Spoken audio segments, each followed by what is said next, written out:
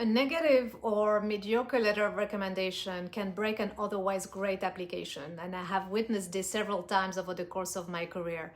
A great, personable candidate with a good GMAT score and GPA, a solid professional background, would see his or her chances to join a program ruined by a not-so-stellar recommendation letter.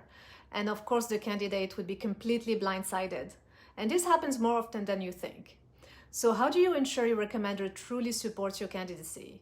And how do you select the right recommender? You want to give priority to a recommender from your professional background. We know that business schools prefer professional over faculty or peer recommendations.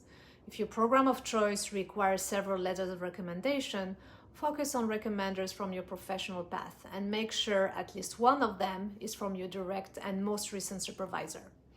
If this is not an option, anyone who has supervised a project you worked on, an indirect supervisor, or a client would be a suitable alternative. If you submit more letters than requested by your school, only if you are allowed to do so, you can add a letter of recommendation from a former professor, for example. You want to select someone who witnessed your work firsthand. Your recommendation letters should highlight your career achievements, but also your leadership, interpersonal, and analytical skills.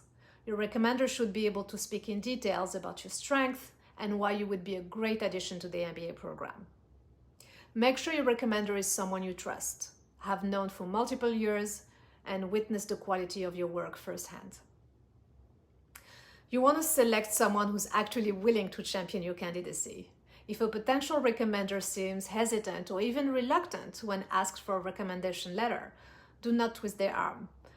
It's a fact. Not everyone has the time or the will to draft a recommendation letter. There might be several reasons for that. Lack of time, lack of interest, or you are asking the person who's just not your number one fan. Either way, you are better off approaching someone who genuinely wants to support your candidacy. You want to make sure your recommender is well prepared. Your recommender is likely to be an extremely busy senior professional, so make sure you have all the tools in hand to draft the best possible letter of recommendation. So here's what you can share with your recommender to ensure they are fully prepared to craft a strong letter on your behalf. Start with your resume. Give your recommender a copy of your resume. This will refresh their memory about your experiences, achievements, and skills. It might also be a good idea to share your MBA application material. You probably want to share with them your essays, personal statement, and any material you've submitted to the program. This will give them insight into how you're presenting yourself and the qualities you're emphasizing. You want to highlight relevant experiences for them.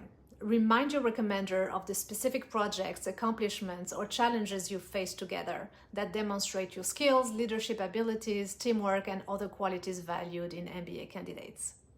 Make sure you discuss specific examples. Share examples of situations where you demonstrated skills such as leadership, problem solving, initiative, or other qualities MBAs are looking for. These anecdotes will add depth and credibility to your recommendation.